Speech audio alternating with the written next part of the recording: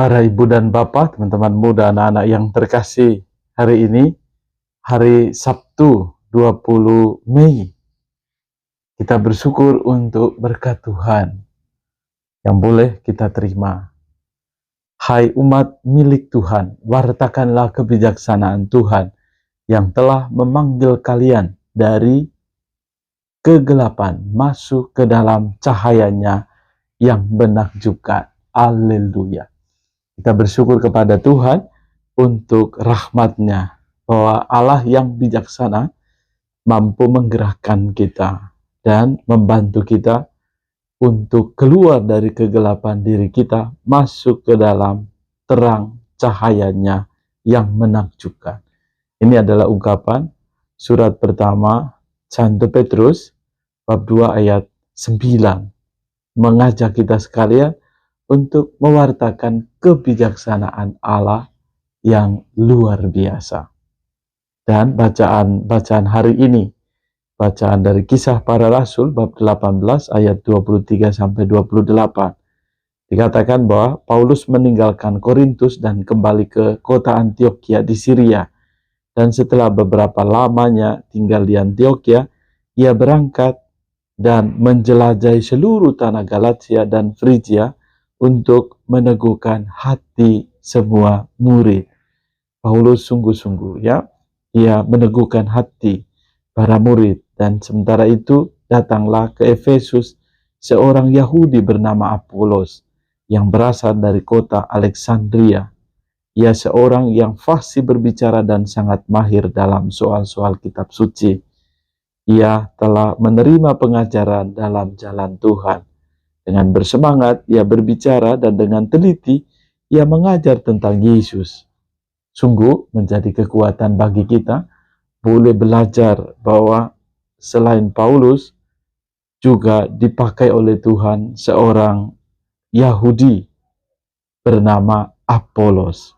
Dikatakan bahwa ia punya keunggulan, punya talenta, dan sangat mahir berbicara dan mahir dalam soal-soal kitab suci. Kita boleh menangkap bahwa Allah memakai banyak pribadi yang terbuka akan rahmat Allah yang dipakai oleh Allah sendiri untuk meneruskan warta cinta kasih.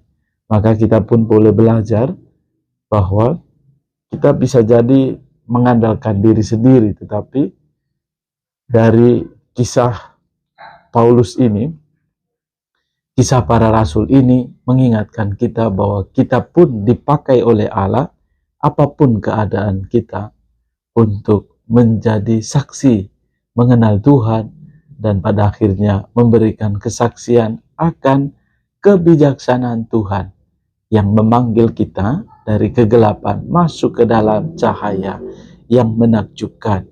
Dan dalam Injil hari ini dari Yohanes 16 ayat 23b sampai 28, dikisahkan bahwa Yesus meminta para murid untuk berani memohon, meminta kepada Bapa di dalam namanya.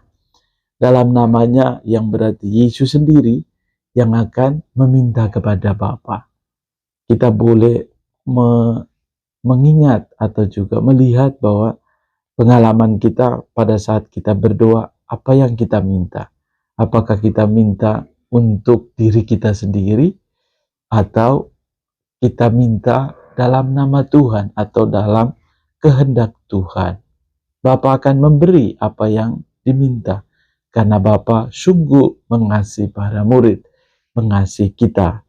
Dikatakan bahwa Bapa sendiri mengasihi kamu karena kamu telah mengasihi aku dan percaya bahwa aku datang dari Allah.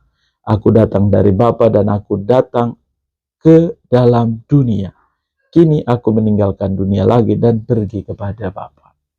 Yesus mengajarkan kepada kita untuk memohonkan rahmat ini di dalam namanya dan sesuai dengan rencana dan kehendak Tuhan.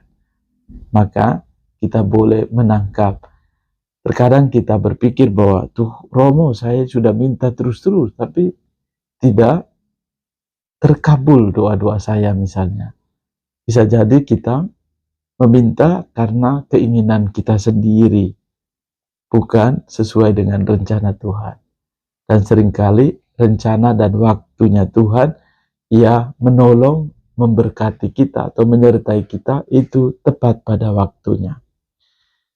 Di antifon komuni dari Injil Yohanes bab 17 ayat 24, "Ya Bapa, aku menghendaki agar semua orang yang kau serahkan kepadaku tinggal bersama aku di tempat aku berada, supaya mereka memandang kemuliaan yang telah kau berikan kepadaku."